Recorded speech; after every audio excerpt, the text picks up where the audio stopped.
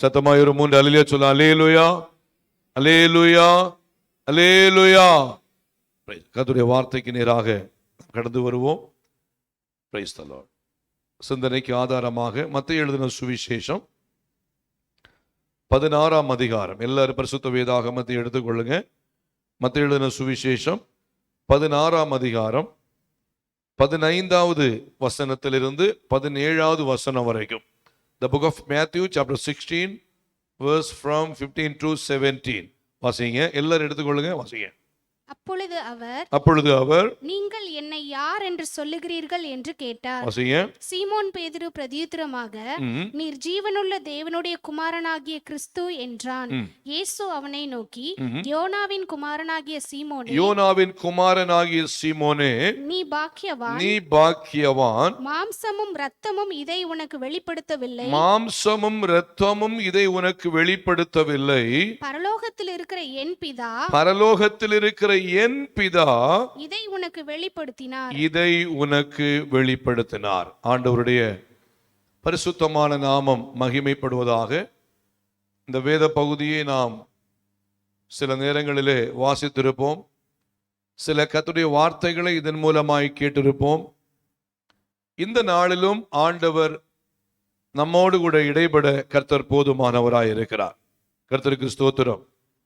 ஆண்டவராக இயேசு இந்த உலகத்திலே வாழ்ந்த நாட்களிலே, அவர் வாழ்ந்து ஊழியத்தின் பாதையிலே காணப்படும் போது தன் சீஷர்களை பார்த்து ஒரு கேள்வி கேட்கிறார்.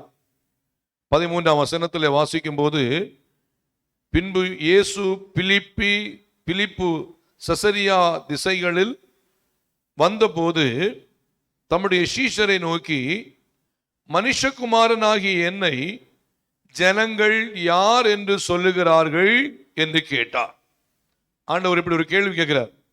மனுஷகுமாரனாகிய என்னை ஜனங்கள் யாருன்னு சொல்றாங்க அப்படி கேட்கும்போது சீஷர்கள் சொல்றாங்க, அவர்கள் சிலர் உம்மை யோவான் ஸ்நானகன் என்றும், சிலர் உம்மை எலியா என்றும், வேறு சிலர் எரேமியா அல்லது தீர்க்கதரிசிகளில் ஒருவர் என்றும் சொல்லுகிறார்கள் என்றார்கள். அப்பொழுது அவர், நீங்கள் என்னை யார் என்று சொல்லுகிறீர்கள் என்று கேட்டார்.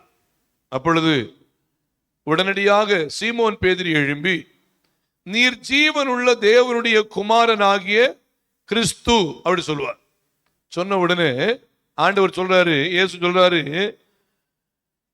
யோனாவின் குமாரனாகிய சீமோனே, நீ பாக்கியவான், மாம்சமும் இரத்தமும் இதை உனக்கு வெளிப்படுத்தவில்லை, பரலோகத்தில் இருக்கிற என் பிதா இதை உனக்கு வெளிப்படுத்தினார். அல்லேலூயா. இந்த இடத்துல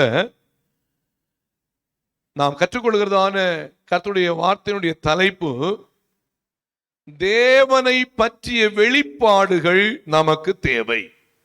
அல்லேலூயா. அல்லேலூயா. தேவனை பற்றிய வெளிப்பாடுகள் நமக்கு தேவை. ஆண்டவருக்கு ஸ்தோத்திரம். பொதுவாக ஆண்டவர் சில காரியங்களை வெளிப்படுத்தி காண்பிப்பது வழக்கம். சில தவறுகள், சில பாவங்கள், சில ஆண்டவருக்கு பிரியமில்லாத காரியங்கள் நாம் செய்யும் போதோ இல்ல நம்மை சார்ந்தவர்கள் செய்யும் போதோ சில நேரத்தில் ஆண்டவர் நமக்கு வெளிப்படுத்தி காண்பிப்பார். சில நேரத்தில் சொல்லுவோம், எனக்கே தெரியலங்க, ஆண்டவர் எனக்கு என்ன பண்றாரு, வெளிப்படுத்திட்டாரு. என் பையனை குறிச்சு, என் பிள்ளைய குறிச்சு ஆண்டவர் எனக்கு கிருபையா வெளிப்படுத்திட்டாரு. இப்படி வெளிப்படுத்தினதுனாலதான் ஆண்டவருடைய கிருபையினால இவங்க பாதுகாக்கப்பட்டிருக்கிறாங்க. கர்த்தருக்கு ஸ்தோத்திரம். அப்போ இப்படி அநேக காரியங்களை கர்த்தர் நமக்கு வெளிப்படுத்துவது உண்டு. Price the Lord. அநேக விஷயங்களிலே நம்முடைய சபையின் தேவ பிள்ளைகளை குறித்து ஜெபிக்கும் போது அநேக காரியங்களை கர்த்தர் வெளிப்படுத்துவது வழக்கம். சில குடும்பங்களிலே அந்த வெளிப்பாடுகளை குறித்து சொல்லி அவங்களுக்காக ஜெபிப்பது உண்டு. சில காரியங்களை நானாகவே வைத்து அவர்களுக்காக ஜெபிப்பதும் உண்டு. நான் எதுக்காக சொல்கிறேன்னு சொன்னா, இந்த வெளிப்பாடுகளை கொடுக்கிறது ஒரு மனுஷன் அல்ல, இந்த வெளிப்பாடுகளை கொடுக்கிறவர் ஆண்டவராகிய தேவன். அல்லேலூயா. அப்போ இந்த இடத்திலே பார்க்கும்போது பேதுருவை குறித்து ஆண்டவர் சொல்றாரு, மாம்சமோ இரத்தமோ இதை உனக்கு வெளிப்படுத்தல, பரலோகத்தில் இருக்கிற என் பிதா இதை உனக்கு வெளிப்படுத்தி இருக்கிறார். அப்போ மாம்சமோ இரத்தமோ வெளிப்படுத்தலன்னு சொன்னா, மாம்சமோ இரத்தமோன்னு சொன்னா சுயமான காரியம் சிலதை சிந்திக்க ஆரம்பிக்கும். ஒண்ணுமே இல்லாம இருக்கும். ஆனா மாம்சம் சொல்லும், இந்த காரியம் இப்படி நடந்துச்சு, இந்த காரியம் இப்படி இருந்துச்சுன்னு சொல்லி மாம்சமா சிந்திக்க தோணும். பாருங்க, பிசாசானுடைய வேலை என்னன்னா, அவன் பொய்யனும் பொய்க்கு பிதாவுமா இருக்கிறான். அவன் என்ன பண்ணுவான், இல்லாததை உள்ளது என்று அவன் உருவாக்குகிறவனா இருப்பான். இதான் சொல்றாரு, மாம்சமோ இரத்தமோ இதை வெளிப்படுத்தல. இப்போ தேவ பிள்ளைகளுடைய எண்ணம் எப்படி இருக்கணும், மாம்சத்துக்கு இரத்தத்துக்கு இடம் கொடுக்கவே கூடாது. பரலோக தேவனுடைய வெளிப்பாடு நமக்குள்ளே உண்டாகும்படியாய் தேவ சமூகத்திலே நம்மை அர்ப்பணித்திருக்கும் போது பரலோகத்தின் தேவன் நம்மை குறித்துள்ள காரியங்களை அவர் வெளிப்படுத்துகிறவராய் இருப்பார். அல்லேலூயா, ஆண்டவருக்கு ஸ்தோத்திரம் உண்டாவதாக. இந்த நாளில் நாம் கற்றுக்கொள்ளும் போது கர்த்தரை குறித்த வெளிப்பாடு, தேவனை பற்றிய வெளிப்பாடு நமக்கு தேவை. அப்போ தேவனை பற்றிய வெளிப்பாடு நமக்கு இன்னும் அதிகமாய் தேவை உண்டாகணும்னா நம்முடைய வாழ்க்கையில என்ன செய்யணும்னா, அவரை அறிகிற அறிவில் நாம் வளருகிறவளா இருக்க வேண்டும். அல்லேலூயா, அல்லேலூயா. ஒருவர் கர்த்தரை குறித்து அறிகிற அறிவிலே வளர்ந்தால் கர்த்தரில் விசுவாசமாய் இருந்து கொண்டே இருப்பார்கள். தன்னை ஜெயிக்கும்படியாய் பிசாசானவன் எந்த வகையில வந்தாலும் சரி, அவைகளை மேற்கொண்டு கர்த்தருக்குள் அவர்கள் வளர்ந்து கொண்டே இருப்பார்கள். பாருங்க, கர்த்தரை குறித்த அறிவு ஒரு மனுஷனுக்குள்ள வறுமை என்று சொன்னால் அவன் ஒரு காலம் பின்வாங்கி போக மாட்டான். உண்மையாய் கர்த்தரை அறிந்த மனுஷன், உண்மையாய் கர்த்தரை ருசித்த மனுஷன், உண்மையாய் கர்த்தரை ஏற்றுக்கொண்ட மனுஷன், உண்மையாய் கர்த்தருக்குள் வாழ்கிற மனுஷன் எத்தனைதான் பிரச்சனையோ போராட்டங்களோ நிந்தைகளோ அவமானங்களோ பிரதிகூலங்களோ வந்தாலும் சரி, ஆண்டவரை விட்டு பின்வாங்கி போக மாட்டாங்க. அல்லேலூயா. கர்த்தரை குறித்த அறிவு இல்லாதவர்கள், கர்த்தரை குறித்துள்ள ஞானம் இல்லாதவர்கள், கர்த்தர் மேலுள்ளதான வெளிப்பாடு இல்லாதவர்கள் அவள் ஈஸியா ஆண்டவரை விட்டு தூரமா போயிடுவாங்க. வாசிக்கும் போது 2 பேதுருவின் புஸ்தகம் 3ஆம் அதிகாரம் 18ஆம் வசனம் வாசிங்க. 2 பேதுருவின் புஸ்தகம் 3ஆம் அதிகாரம் 18ஆம் வசனம் வாசிங்க. 2 பேதுரு 3:18 சீக்கிரம் வாசிங்க. நம்முடைய கர்த்தரும் இரட்சகருமாகிய இயேசு கிறிஸ்துவின் கிருபையிலும் இரட்சகராகிய இயேசு கிறிஸ்துவின் கிருபையோ அவரை அறிகிற அறிவிலும் வளருங்கள். அவரை அறிகிற அறிவிலும் என்ன பண்ணணுமா, நம்ம வளருங்கள். அழகா சொல்றாரு, கர்த்தராகிய இயேசுவிலோ அவரை அறிகிற அறிவிலோ வளர வேண்டும். அப்போ யார் கர்த்தரை அறிகிற அறிவில் வளருகிறார்களோ அவர்களுக்கு கர்த்தரை குறித்த வெளிப்பாடு இன்னும் அதிகமாய் பெருகி கொண்டே இருக்கும். அல்லேலூயா, சத்தம் சொல்லுங்க. அல்லேலூயா. கர்த்தருடைய வெளிப்பாடு ஒரு மனுஷனுக்குள்ள வரணும்னு சொன்னா அவன் கர்த்தரை குறித்து அறிகிற அறிவிலே அவன் வளர வேண்டும். அவன் விசுவாசத்தில் வளர வேண்டும். அவன் பரிசுத்தாவின் அபிஷேகத்தில் நிறைந்து அவன் வளருகிறவனாய் இருக்க வேண்டும். கர்த்தருடைய அறிகிற அறிவிலே வளரும் போது அவன் கர்த்தரை போலவே தன்னையும் மாற்றிக்கொள்ள பார்ப்பான். அப்போ கர்த்தரை அறிகிற அறிவிலே வளர்றவங்க வாயில என்ன வராது, என்ன வராது? இயேசுவுக்கு வாயில கெட்ட வார்த்தை வந்துச்சா? வரல. ஏன் வரல? அவர் எப்படி இருந்தாரு? அவர் பரிசுத்தமாயிருந்தார். கர்த்தரை அறிகிற அறிவிலே வளருகிற தேவ பிள்ளைகளுடைய வாயிலே என்ன வராது? கெட்ட வார்த்தை வராது. கெட்ட வார்த்தை வருதுன்னு சொன்னா நாம் அவரை அறிகிற அறிவிலே இன்னும் வளராமல் இருக்கிறோம். அல்லேலூயா. ஆண்டவருடைய பிள்ளைகள் அவருடைய அறிவிலே வளருகிறவர்கள் துன்மார்க்கமாய் போக மாட்டார்கள், பாவத்தின் பாதையிலே போக மாட்டார்கள், யார் பாவத்திலே போகிறார்கள், யார் துன்மார்க்கத்திலே போகிறார்கள் என்று சொன்னால் அவரை அறிகிற அறிவிலே வளராதபடிக்கு உலகத்திற்கு ஒத்த வேஷம் தரிக்கிறவளா இருக்கிறபடியினால்தான் பாவத்திலும் துன்மார்க்கத்திலும் போகிறார்கள். அல்லேலூயா.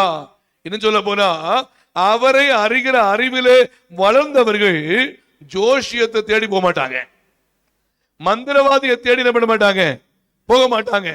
ஏன்னா அவரை அறிகிற அறிவிலே வளர்ந்தவர்கள் அவருக்குள் களி கூறுவார்களே தவிர உலகத்தை நாடி உலகத்தின் மந்திரவாதத்தையோ உலகத்தின் ஜோசியத்தையோ உலகத்தினுடையதான உலக பிரகாரமான காரியங்களையோ தேடி போக மாட்டாங்க. ஏனென்றால் அவர்கள் கர்த்தரை அறிகிற அறிவிலே அவர்கள் விருத்தி அடைந்திருக்கிறார்கள். அல்லேலூயா. அப்ப நம்முடைய வாழ்க்கையில ஒண்ணு ஆராய்ஞ்சு பார்க்கணும். நான் கர்த்தரை அறிகிற அறிவிலே வளர்ந்திருக்கிறேனா, இல்ல கர்த்தரை அறிகிற அறிவிலே நான் குறை உள்ளவனா இருக்கிறேனா? குறை உள்ளவளா இருந்தால் பிரைஸ் தி லார்ட், ஆண்டவருடைய சமூகத்தில் ஜெபிக்கணும்.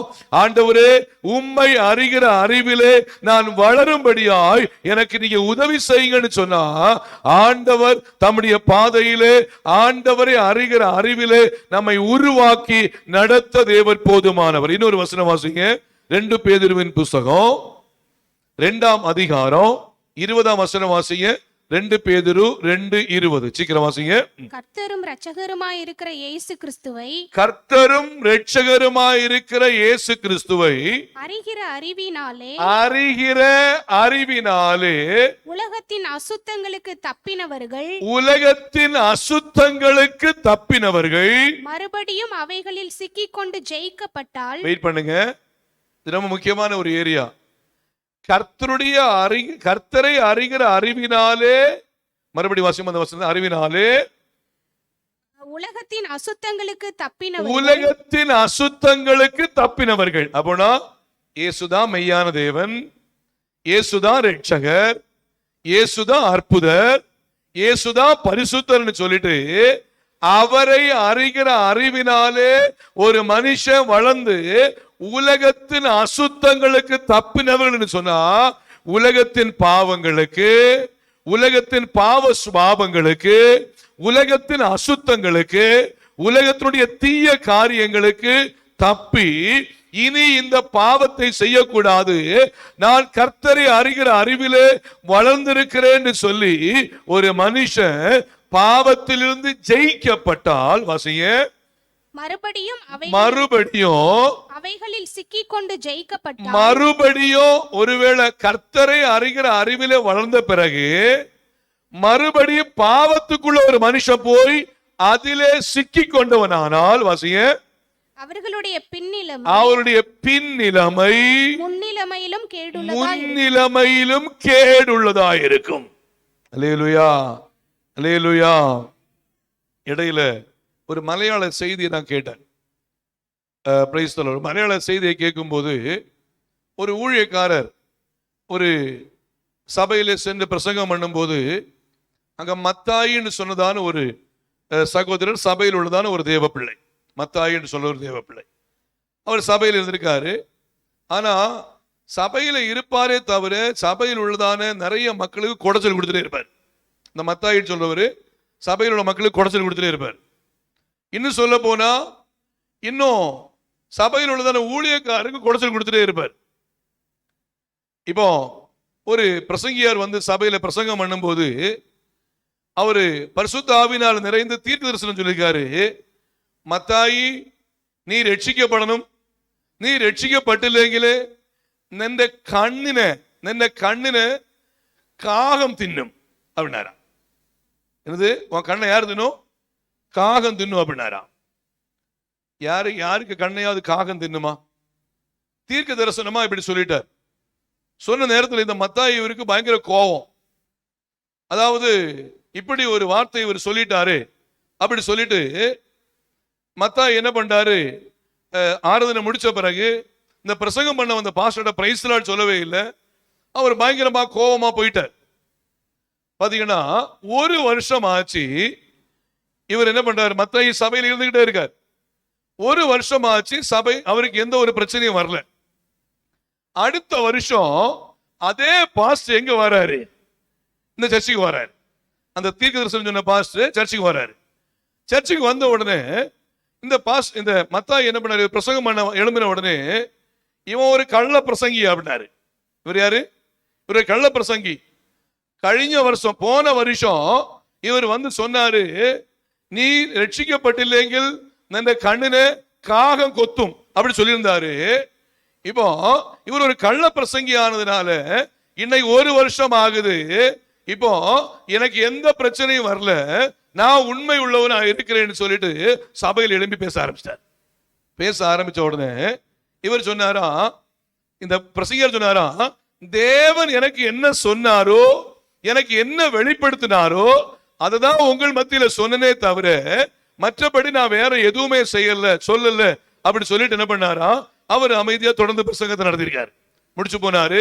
ஆராதனை முடிச்சுட்டு பாருங்க, எல்லாம் வீட்டுக்கு போயிட்டாங்க. திங்கக்கிழமை ஆயிருக்கு. திங்கக்கிழமை ஆன பிறகு இந்த மத்தாயின்னு சொல்றவரு தனக்கு வீட்டுல இருந்து வேற ஒரு ஊருக்காக ஏதோ ஒரு வேலைக்காக அவர் பஸ் ஏறும்படியா போயிருக்கார். பஸ் ஏற போய் முதல் ஸ்டெப் என்ன பண்ணார்? காலை எடுத்து படிக்கட்டுல வச்சார். படிக்கட்டுல வச்ச உடனே இவர் ஏதாவது வேஷ்டி கட்டுவார். படிக்கட்டுல வச்ச உடனே பாத்தீங்கன்னா படிக்கட்டுல ஒரு கால் இருக்கு, கீழே ஒரு கால் இருக்கு. இந்த வேஷ்டி என்ன ஆச்சுன்னு சொன்னா, படிக்கட்டுல என்ன ஆச்சு, இவர் ஏறும்போது அந்த வேஷ்டி என்னன்னா இவரு கால் போய் வேஷ்டியில பட்டுச்சு. வேஷ்டி ஒரு சைடு இழுக்குது, இவருக்கு மேல ஏறவும் முடியல. கண்டக்டர் என்ன பண்ணிட்டாரு? டபுள் விசில் கொடுத்துட்டாரு. பாருங்க, வேஷ்டி இருந்ததுனால இவர் பிடிச்சு ஏற முடியல, வேஷ்டி இழுத்துச்சு, கீழே விழுந்துட்டாரு. கீழே விழுந்த மனுஷன் அப்படியே தலை போய் எங்க சிக்கிடுச்சு? பின்னாடி டயர்ல சிக்கிடுச்சு. தலை வெடிச்சிச்சு. வெடிக்கும் போது இவரு கண்ணு என்ன தெரிச்சு போச்சு. நடந்த விஷயம், கண்ணு தெரிச்சு போச்சு. உடனே வண்டிக்காரன் நிறுத்திட்டான். மக்கள் எல்லாம் இறங்கி வந்து பாக்குறாங்க. இறங்கி வந்து பார்க்கும்போது பாருங்க, ரொம்ப தலை ஸ்மாஷ் ஆன மாதிரி இருந்துச்சு. திடீர்னு பார்த்தா ஒரு காக்கா என்ன பண்ணுதுன்னு சொன்னா, ஒரு மரத்துக்கு மேல இருந்து கத்திட்டு இருக்கு. தலை தெரிச்சோன்னு கண் என்ன பண்ணுச்சு? தெரிச்சு போச்சு. இந்த கண்ணை அது கொத்திட்டு போய் மேல அது சாப்பிட்டு இருக்கு. பாருங்க, நடந்த விஷயம். நான் எதுக்காக இதை சொல்றேன்னா, இந்த மத்தாயின்னு சொல்றவருக்கு, இவர் ரட்சிக்கப்படுவதற்கு, இவர் சாட்சியா இருப்பதற்கு ஆண்டவர் ஒரு வருஷம் தருணம் கொடுத்தார். அல்லேலூயா. ஆண்டவர் வெளிப்படுத்தினார், உன்னுடைய ரட்சிப்பு மிக முக்கியம், சபையில சாட்சியா இருக்கணும், உண்மையா இருக்கணும்னு சொல்லி அவருக்கு கொடுத்ததான அந்த ஒரு வருஷத்தை அவர் தட்டி கழித்து விட்டு, தான் பரிசுத்தமா இருக்கிறேன், தான் உண்மையா இருக்கிறேன், தான் சாட்சியா இருக்கிறேன்னு சொல்லிட்டு வந்த பிரசங்கியார மீன்ஸ் பிரசங்கம் பண்ணதான ஊழியக்காரரை நெக்லெக்ட் பண்ணி தேவையில்லாத வார்த்தையை சொல்லி சபையிலே அசிங்கப்படுத்தி வேதனைப்படுத்தின சூழ்நிலையில ஒரு வருஷம் தாண்டின உடனே கர்த்தருடைய நியாய தீர்ப்பு அங்கே வெளிப்பட்டது. அல்லேலூயா. எதுக்காக சொல்றேன்னு சொன்னா, ஆண்டவராகிய தேவன் உண்மை உள்ள தேவனாய் இருக்கிறார். அவர் பரிசுத்தம் உள்ள தேவனாய் இருக்கிறார். சில நேரங்களிலே ஆண்டவர் நம்மிடத்திலே வெளிப்படுத்தி, நீங்கள் உண்மையா இருக்கணும், பரிசுத்தமா இருக்கணும், சாட்சியா இருக்கணும்னு சொல்லி தேவ சமூகத்தில் ஒப்பு கொடுக்கும் போது, அதான் சொல்றாரு. மறுபடியும் இந்த வசனம் வாசிங்க, 2 பேதுரு புஸ்தகம் 2ஆம் அதிகாரம் 20ஆம் வசனம் மறுபடியும் வாசிங்க. கர்த்தரும் இரட்சகருமாயிருக்கிற இயேசு கிறிஸ்துவை அறிகிற அறிவினாலே உலகத்தின் அசுத்தங்களுக்கு தப்பினவர்கள் மறுபடியும் அவைகளிலே சிக்கிக்கொண்டு உலகத்தின் அசுத்தங்களிலே ஜெயிக்கப்பட்டால். ரொம்ப முக்கியம், உலகத்தின் அசுத்தங்களிலே அவர்கள் ஜெயிக்கப்பட்டால் சொன்னா, பாவத்திற்கு துணை போய், இன்னும் பலவிதமான உலக பிரகாரமான காரியங்களுக்கு துணை போய், தன்னை பரிசுத்தவான் என்று கொண்டு சொல்லி காட்டிக்கொண்டு, தன்னை உண்மையுள்ளவர் என்று காட்டிக்கொண்டு, உலகத்திற்கு ஒத்த வேஷம் நாம் தரித்து கொண்டு இருப்போம் என்றால், வாசிங்க, அவருடைய முன்னிலைமை, அவருடைய பின்னிலைமை முன்னிலைமையை விட எப்படி இருக்குமா? கேடு உள்ளதா இருக்கும். அல்லேலூயா, அல்லேலூயா. சில காரியங்களை கர்த்தர் நமக்கு வெளிப்படுத்தும் போது நாம் தேவ சமூகத்திலே இன்னும் அவரை அறிகிற அறிவிலே வளர்ந்து கர்த்தருக்காய் பயன்பட வேண்டும் என்று சொன்ன வார்த்தைகள் நமக்குள்ளே கடந்து வரும்போது உடனடியாய் அர்ப்பணித்து உடனடியாய் ஜெபித்து, ஆண்டவரே என்னுடைய குறைகளை மன்னிங்க, என் தவறுகளை மன்னிங்க, என் பாவங்களை மன்னிங்க, நான் பரிசுத்தமாய் உம்முடைய சமூகத்திலே வளரும்படியாய் எனக்கு உதவி செய்யுங்க என்று சொல்லி கர்த்தர் சில வெளிப்பாடுகளை கொடுத்து ஜெபிக்க வைக்கும் போது அவைகளில் நாம் தேவ சமூகத்திலே யார் உண்மையாய் அர்ப்பணிக்கிறோமோ அவர்களை கர்த்தர் ஆசீர்வதிக்கிறவராய் இருக்கிறார். அல்லேலூயா. கர்த்தரை அறிகிற அறிவு நமக்கு வரும்போது உலகம் நமக்கு சாதாரணமா தெரியும். கர்த்தருக்குள் ஒரு மனுஷன் வளர ஆரம்பிக்கும் போது உலகத்தை ஒரு சாதாரணமா பார்ப்பான். உலகத்துக்கு முக்கியத்துவம் கொடுக்க மாட்டான். ஏன்னா வசனம் சொல்லுது, நம்முடைய குடியிருப்போ எங்க இருக்கு? பரலோகத்தில் இருக்கு. அப்போ கர்த்தரை அறிகிற அறிவு ஒரு மனுஷனுக்குள்ளே கடந்து வரும்போது இந்த உலகத்தை விட கர்த்தருக்கே அவர் முக்கியத்துவம் கொடுக்கிறவனா இருப்பான். உண்மையாகவே கர்த்தருக்கே நாம் முக்கியத்துவம் கொடுக்கிறவளா இருப்போம்னு சொன்னா நிச்சயமாய் உலகத்தின் அறிவிலே கர்த்தரை அறிகிற அறிவிலே நாம் வளர்ந்து கொண்டிருக்கிறோம் என்று அர்த்தம். வாசிங்க, பிரைஸ் தி லார்ட். பிலிப்பியரின் புத்தகம் 3ஆம் அதிகாரம் 8ஆம் வசனத்தை வாசிங்க. அப்போஸ்தலன் பவுல் சொல்றாரு, பிலிப்பியர் 3ஆம் அதிகாரம் 8ஆம் வசனம் வாசிங்க. அது மாத்திரமல்ல என் கர்த்தராகிய கிறிஸ்து இயேசுவை அறிகிற அறிவின் மேன்மைக்காக எல்லாவற்றையும் நஷ்டம் என்று எண்ணிக்கொண்டிருக்கிறேன். என்ன செய்றாரு? கர்த்தராகிய இயேசுவை அறிகிற அறிவின் மேன்மைக்காக என்ன சொல்றாரு? எல்லாவற்றையும் என்ன பண்றேன்? நஷ்டம் என்று எண்ணிக்கொண்டிருக்கிறேன். அல்லேலூயா.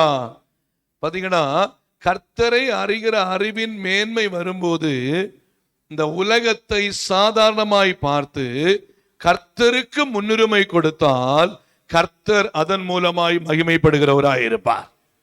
அல்லேலூயா. இந்த நாட்கள்ல நிறைய பேருக்கு கர்த்தருக்காக நண்பனை விட முடிய மாட்டேங்குது. அப்படின்னு கர்த்தருக்காக செல்போன் என்ன பண்ண முடியாது, விட முடிய மாட்டேங்குது. பாருங்க, கர்த்தருக்காக சில முக்கியமாய் தான் நேசிக்கிற காரியங்களை விட முடிய மாட்டேங்குது. பாருங்க, எந்த ஒரு தேவ பிள்ளை கர்த்தருக்காக விட வேண்டியவைகளை விடுகிறார்களோ அந்த தேவ பிள்ளையை கர்த்தர் ஆசீர்வதிக்கிறவராகவே இருப்பார். அப்ப புரிஞ்சுக்கோங்க.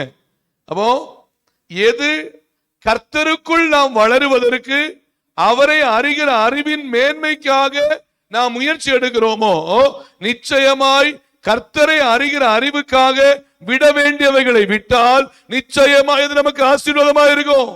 அல்லேலூயா. அநேகர் தியாகமாய் கர்த்தரை அறிகிற அறிவிலே வளர்ந்து, நான் திருமணம் செய்யாமலேயே நான் ஊழியம் செய்து ஆண்டவருக்காய் ஆத்துமாக்களை ஆதாயம் செய்வேன் என்று சொல்லி தியாகமாய் தேவனுடைய நாமத்தை மகிமைப்படுத்துகிற அநேக தேவ பிள்ளைகளை பார்க்க முடிகிறது.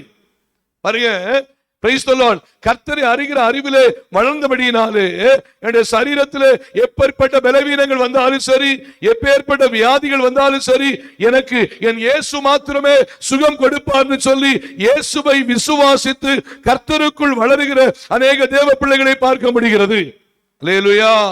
பாருங்க, எத்தனை நஷ்டம் வந்தாலும், எத்தனை போராட்டம், எந்த சூழ்நிலை வந்தாலும் சரி, கர்த்தருக்குள்ள வளர்கிற வளர்ச்சியினாலே கர்த்தருக்காக சாட்சியா நிற்கிற அநேக தேவ பிள்ளைகளை பார்க்க முடிகிறது.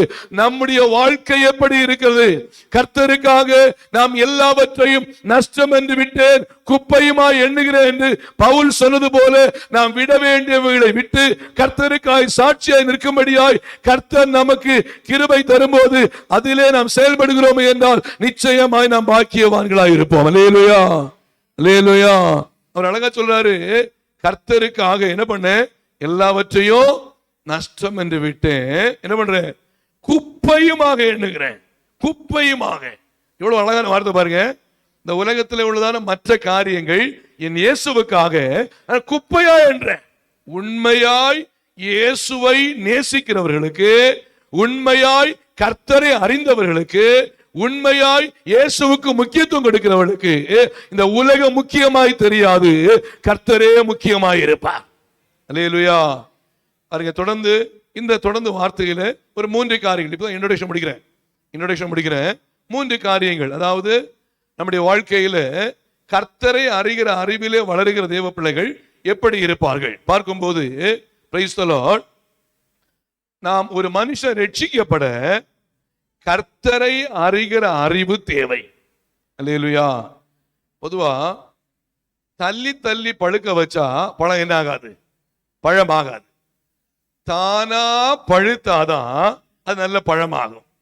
அப்படின்னு இப்போ ஒரு மாங்காய் இருக்கு, மாங்காய் நமக்கு காயா இருக்கு. இப்ப நமக்கு பழுக்கணும்னு சொல்லிட்டு அதை தள்ளி வச்சோம்னு சொன்னா அது கொஞ்சம் குழ ஆக ஆரம்பிச்சிடும்.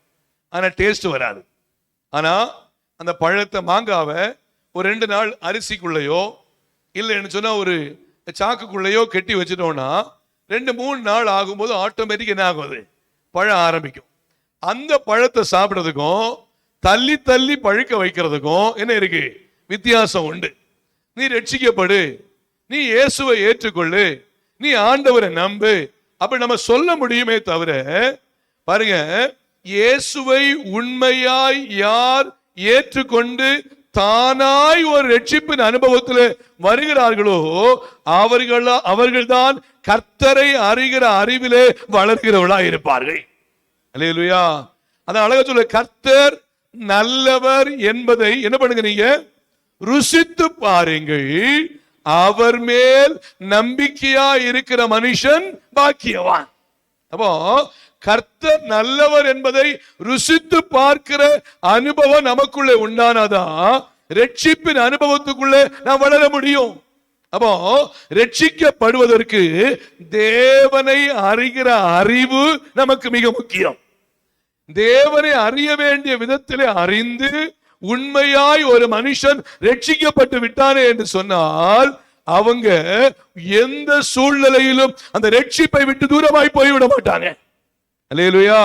அந்த மகத்துவமான ரட்சிப்பை விட்டு தூரமாய் போய்விட மாட்டாங்க. வசனம் சொல்றது, கிருபையினாலே விசுவாசத்தை கொண்டு ரட்சிக்கப்பட்டீர்கள், இது உங்களால் உண்டானது அல்ல, இது தேவனுடைய ஈவு. பாருங்க, அப்போ இந்த ரட்சிப்பை தேவ பிள்ளைகள் உண்மையாய் தன்னுடைய இருதயத்திலே பெற்றுக் கொண்டவர்கள் ஒரு காலம் ஆண்டவரை விட்டு தூரமா போய்விட மாட்டாங்க. தொடர்ந்து உலகத்துக்கு நேராய் போய்விட மாட்டாங்க. மற்ற தெய்வங்களை போய் வணங்க மாட்டாங்க. மற்ற ஜோசியனுக்கோ மந்திரவாதிக்கோ இடம் கொடுக்க மாட்டாங்க. இயேசுவுக்கே முன்னுரிமை கொடுத்து இயேசுவிடத்திலேயே வாழும்படியாய் தங்களை உண்மையாய் அர்ப்பணிக்கிறவர்களாய் இருப்பார்கள். சோ ரட்சிக்கப்படுவதற்கு தேவனுடைய வெளிப்பாடு மிகவும் அவசியம் என்பதை தேவ பிள்ளைகள் மறந்து போய்விடக் கூடாது. அல்லேலூயா. வாசிங்க, பிரைஸ் தி லார்ட். அப்போஸ்தலர் நடபடிகளின் புஸ்தகம் 1ஆம் அதிகாரம், அப்போஸ்தலர் நடபடிகளின் புஸ்தகம் 9ஆம் அதிகாரம் 1ஆம் வசனத்திலிருந்து வாசிங்க. The book of Acts chapter 9 verse from 1 வாசிங்க. சவுல் என்பவன் இன்னும் கர்த்தருடைய சீசரை பயமுறுத்தி கொலை செய்யும்படி சீறி பிரதான ஆசாரியரிடத்திற்கு போய் இந்த மார்க்கத்தாராகிய புருஷராயிலும் ஸ்திரீயாயிலும் தான் கண்டுபிடித்தால் அவர்களை கட்டி எருசலேமுக்கு கொண்டு வரும்படி தமஸ்குவில் உள்ள ஜெப ஆலயங்களுக்கு நிருபங்களை கேட்டு வாங்கினான். அவன் பிரயாணமாய் போய் தமஸ்குவுக்கு சமீபித்த போது சடிதியிலே வானத்திலிருந்து ஒரு ஒளி அவனை சுற்றி பிரகாசித்தது. அவன் தரையிலே விழுந்தான். அப்பொழுது சவுலே, சவுலே, நீ என்னை ஏன் துன்பப்படுத்துகிறாய் என்று தன்னுடனே சொல்லுகிற ஒரு சத்தத்தை கேட்டான். அதற்கு அவன், ஆண்டவரே, நீர் யார் என்றான். அதாவது அதற்கு அவன், ஆண்டவரே, நீர் யார் என்றான். இதுவரைக்கும் இந்த சவுலுக்கு பவுலுக்கு உண்மையான தேவன் யார் என்று தெரியவே இல்லை. ஒரு மாய்மாலமான, அதாவது தான் கற்றுக்கொண்டதான சில காரியங்களை வைத்து உண்மையான தேவனை குறித்த வெளிப்பாடு அவனுக்கு இல்லாமல் இருந்தபடினாலே உண்மையான தேவன் யார் என்று தெரியாமல் இருந்தோம். தான் கண்ட தன் தேவனுக்கு வைராக்கியமாயிருந்தான். அல்லேலூயா. இந்த மார்க்கத்தாராகிய ஸ்திரீகளை ஆகிலும் புருஷரை ஆகிலும் என்ன பண்ணும், கட்டி எருசலேமுக்கு கொண்டு வரும்படி என்ன பண்றாரு, ஜெப ஆலயங்களுக்கு, இந்த இடத்துல சொல்லும் போது ஜெப ஆலயங்களுக்கு நிருபங்களை கேட்டு வாங்கினான். இப்போ தாய் என்ன செய்யறேன்னு யாருக்கு தெரியல, இந்த சவுலுக்கு தெரியல. தாய் என்ன செய்யறேன்னு இந்த பவுலுக்கு தெரியல.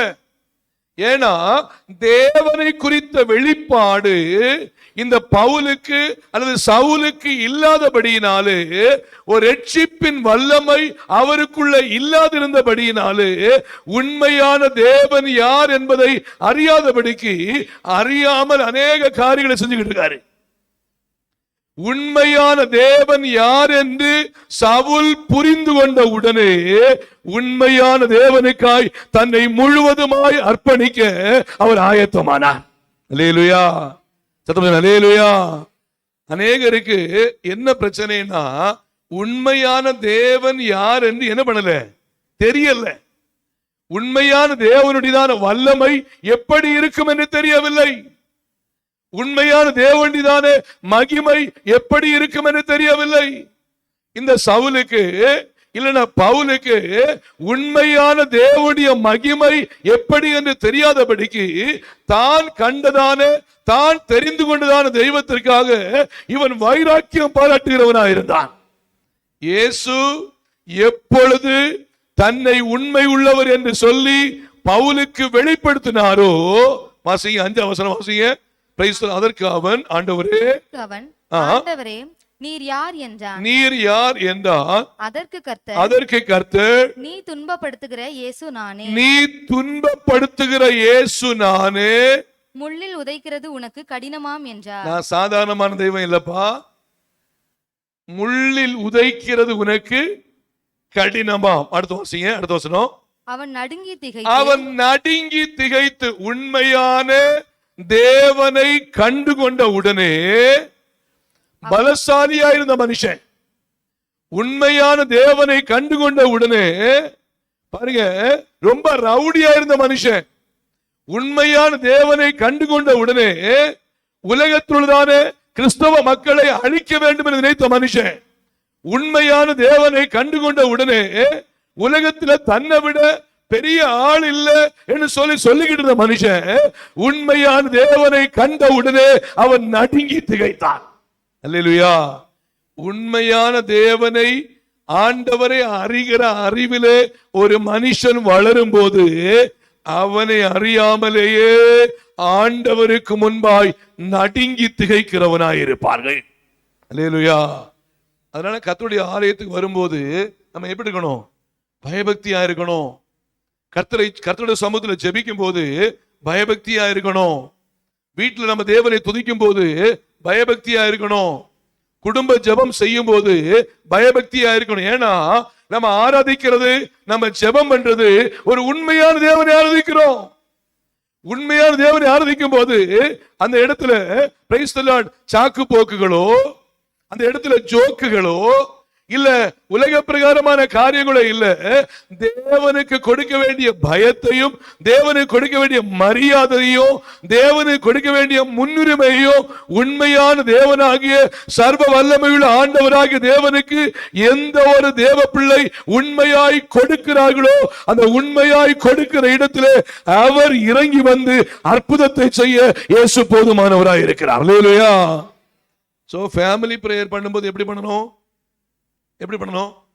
ஒருத்தர் ஒரு மூலையிலையும் அடுத்தவங்க அடுத்த மூலையிலையும், ஒருத்தர் ஜோம் பண்ணாலும் இவரு அப்படி சொல்லிட்டோம், ஒருத்தங்க ஒரு சைடு சண்டை போட்டுட்டோம், ஒருத்தங்க மொபைலை நோண்டிட்டோம், இன்னொருத்தங்க டிவியை பார்த்துட்டோம் இருந்தா நம்முடைய உண்மையான தேவனை நாம் அவமதிக்கிறோம். அல்லேலூயா. உண்மையான தேவனை நாம் அவமதிக்கிறோம். அப்போ ஃபேமிலி பிரேயர் பண்ணாலும் சரி, பிரைஸ் தி லார்ட், தேவனுக்கு கொடுக்க வேண்டிய கனத்தையும் மரியாதையும் தேவ பிள்ளைகள் கொடுத்துதான் ஜெபிக்கணும். அல்லேலூயா.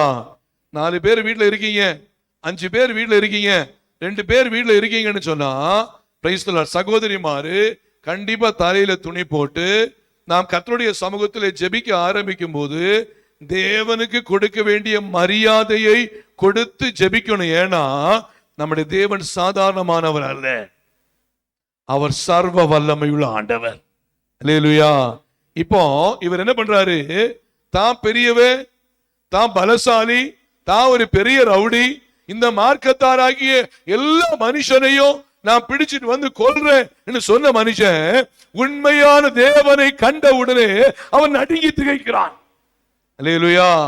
உண்மையான நடுக்கம் நம்முடைய தேவனை பார்க்கும்போது வரணும். தேவ சமூகத்துக்கு வரும்போது உண்மையான நடுக்கம் வரணும். யாருக்கு உண்மையான நடுக்கம் தேவ சமூகத்தில் வரும்போது இருக்கிறதோ அவர்கள் தேவனை ஆராதிக்க ஆரம்பித்திருக்கிறார்கள். கர்த்தரை அறிகிற அறிவிலே அவர்கள் வளர்ந்திருக்கிறார்கள் அர்த்தம். அதாவது கர்த்தரை அறிகிற அறிவிலே வளர்ந்தவர்கள் தான் தங்களுடைய வாழ்க்கையிலே பரிசுத்தமாய் உண்மையாய் சாட்சியாய் வளருவார்கள். அல்லேலூயா. இப்போ மறுபடியும் வாசிங்க அதே வசனத்தை. Praise the Lord. அவன் நடுங்கி திகைத்து 4ஆம் வசனத்திலிருந்து வாசிமா. 4ஆம் வசனத்திலிருந்து அவன் தரையிலே விழுந்தான். அப்பொழுது சவுலே சவுலே நீ என்னை ஏன் துன்பப்படுத்துகிறாய் என்று தன்னுடனே சொல்லுகிற ஒரு சத்தத்தை கேட்டான். அதற்கு அவன், பாருங்க, நம்முடைய தேவன் உண்மையான தேவன் நம்மோடு கூட பேசுகிறவராயிருப்பார். அல்லேலூயா. தன்னுடனே சொல்லுகிற ஒரு சத்தம். நம்மோடு கூட நம்முடைய ஆண்டவர் தான் உண்மை உள்ளவர் என்பதை அவர் பேச அவர் போதுமானவராயிருக்கிறார். அப்போ நம்ம ஆண்டவர் பேசாத எந்த ஒரு கல்லோ மரமோ அல்ல, நம்முடைய ஆண்டவர் நம்மோடு கூட பேசுகிறவராயிருக்கிறார். அல்லேலூயா. சத்தம் அல்லேலூயா. எதுக்காக சொல்றேன்னா, பாருங்க, ஒரு ஸ்டோரியை பார்க்கும்போது வேதாகமத்திலும் அதனுடைய அடிப்படையில் ஒரு ஸ்டோரி இருக்கு. ஒரு மரம் வெட்டப்படுகிறது. மரம் வெட்டினா என்ன பண்ணுவாங்க? மரத்தை கொஞ்சம் விறகு கொண்டு போவாங்க, கொஞ்சம் டேபிள் சேர்லாம் செய்வாங்க, கொஞ்சம் என்ன பண்ணுவாங்க, கட்டில் செய்வாங்க, கொஞ்சம் டைனிங் ஹால் செய்வாங்க. ஆனா அதுல உள்ள ஒரு பீஸை எடுத்து என்ன பண்றாங்க, ஒரு தெய்வமா கூட உருவாக்கி என்ன பண்றாங்க, இது ஒரு தெய்வம் என்று சொல்றாங்க. நான் எதுக்கு சொல்றேன்னா, நம்முடைய தேவன் அப்படிப்பட்ட ஒரு குறுகிய வட்டத்திற்குள்ளே ஒதுக்கி வைக்கப்பட்டவர் அல்ல. நம்முடைய தேவன் பரிசுத்தராக இருக்கிறார். அவர் சர்வ வியாபகர் என்று சொல்லப்பட்டிருக்கு. அல்லேலூயா. சர்வ வியாபகர் என்று சொன்னா சகலத்தையும் ஆளுகை செய்கிறவராக இருக்கிறார். அல்லேலூயா. ஆகையால் கர்த்தரை அறிகிற அறிவிலே ஒரு தேவ மனுஷன் வளரும் போது உண்மையான ஒரு ரட்சிப்பின் அனுபவத்திலே அவன் கடந்து வருகிறான். உண்மையான ரட்சிப்பின் அனுபவத்திலே ஒரு மனுஷன் கடந்து வந்து விட்டானே என்றால் அவன் கர்த்தரை அறிகிற அறிவிலே வளர்ந்து ஆண்டவரை விட்டு ஒரு காலம் தூரமா போய்விடவே மாட்டான். எந்த சூழ்நிலை வந்தாலும் சரி, எந்த குழப்பம் வந்தாலும் சரி, எந்த போராட்டம் வந்தாலும் சரி, குடும்ப பிரச்சனையா இருக்கலாம், ஒருவேளை தனிப்பட்ட பிரச்சனையா இருக்கலாம், வேலையில பிரச்சனையா இருக்கலாம், இல்ல தான் எந்த ஒரு பிரச்சனைக்குள்ள இருந்தாலும் சரி, கர்த்தரை அறிகிற அறிவிலே ஒரு மனுஷன் வளர்ந்து விட்டானே என்றால் அவன் கர்த்தரையே முருக பிடித்துக் கொண்டிருப்பான். ஏனென்றால் என் நிலைமையிலும் என்னை பாதுகாக்க என் தேவன் கூட இருக்கிறார் சொல்லி தேவ சமூகத்திலே அவன் உறுதியாய் காணப்பட்டு கொண்டே இருப்பான். அல்லேலூயா. அல்லேலூயா. இன்னொரு நபரை உங்கள் மத்தியில் சுட்டி காட்டுறேன். வாசிங்க அப்போஸ்தலர் நடபடிகளின் புத்தகம் 8ஆம் அதிகாரம் 9ஆம் வசனத்தில் வாசிங்க. அப்போஸ்தலர் 8ஆம் அதிகாரம் 9ஆம் வசனம் வாசிங்க. சீமோன் என்று பெயர் கொண்ட ஒரு மனுஷன் அந்த பட்டணத்திலே மாய வித்தைக்காரனாய் இருந்து, மாயவித்தைன்னு சொன்னா ஜனங்களை மாய வித்தை செய்து, மேஜிக் செய்து ஜனங்களை ஏமாற்றி சம்பாதித்துக் கொண்டிருந்தான். வாசிங்க. தன்னை ஒரு பெரியவன் என்று சொல்லி சமாரியா நாட்டு ஜனங்களை பிரமிக்க பண்ணி கொண்டிருந்தான். தேவனுடைய பெரிதான சக்தி இவன்தான் என்று எண்ணி சிறியோர் பெரியோர் யாவரும் அவனுக்கு செவி கொடுத்தார்கள். அவன் அநேக காலமாய் தன்னுடைய மாய வித்தைகளினாலே